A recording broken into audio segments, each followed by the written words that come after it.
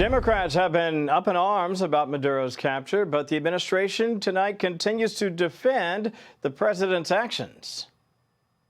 We called members of Congress immediately after. This was not the kind of mission that you can do congressional notification on. It was a trigger-based mission in which conditions had to be met night after night. We watched and monitored that for a number of days. So it's just simply not the kind of mission you can call people and say, hey, we may do this at some point in the next 15 days. House Democrats, meantime, will hold an emergency caucus meeting tomorrow following the military operation in Venezuela and the capture of Mr. Maduro. It'll be held virtually. To speak more about the congressional reaction, let's bring in South Carolina Congresswoman, the great Nancy Mace. Always great to have you with us, Congresswoman. Real honor. Appreciate your time tonight. I just have to say, I thought Secretary Rubio hit the nail on the head. You can't. Let's be honest, those of us who've been in the Beltway know how this goes. You can't exactly get out there and start sharing all of these details with some congressional lawmakers. First of all, there's a security aspect. And second of all, they didn't exactly have the timing knocked down. Am I right about that?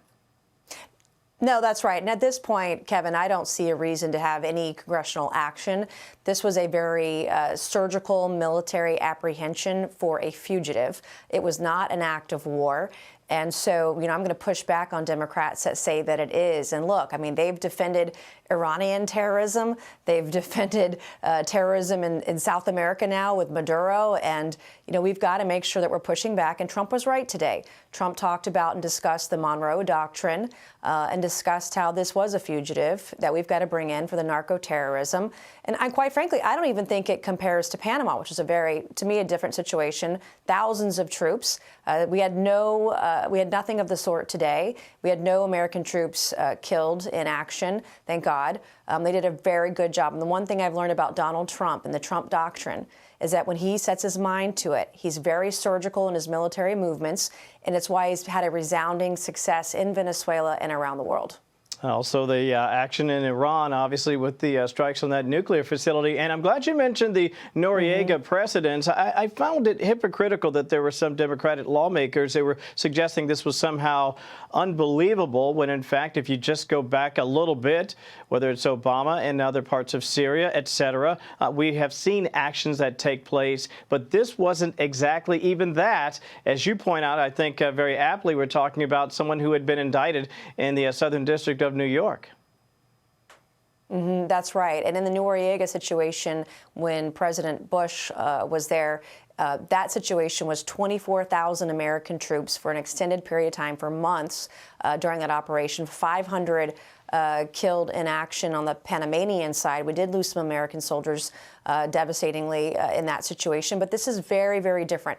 The other thing that I want to talk about too, Kevin, is that Democrats today are upset that Trump said that America would run Venezuela. Well, after World War II, it was General MacArthur who was in Japan, running Japan from 1945 to 1952.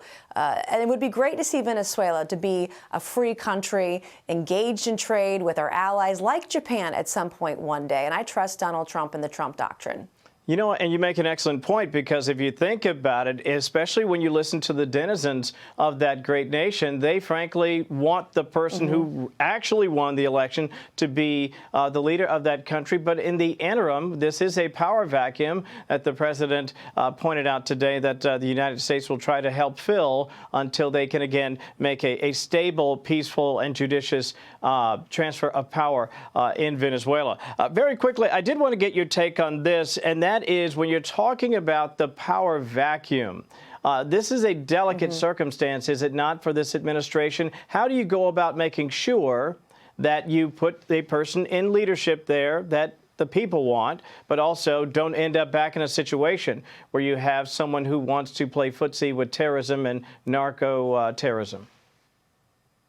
Well, you look at the Monroe Doctrine. I mean, we can't have an axis of evil of China, Iran, and Russia having a footprint in South America. And I trust President Trump. I trust Secretary Rubio and Secretary Hegseth. I trust them to already have a plan in place. They've already probably practiced it. They know who they're going to have on the ground assisting in that endeavor. And the last thing I want to say, Kevin, tonight is that I hope that China and Russia and Iran have their number 2 pencils out and are taking notes.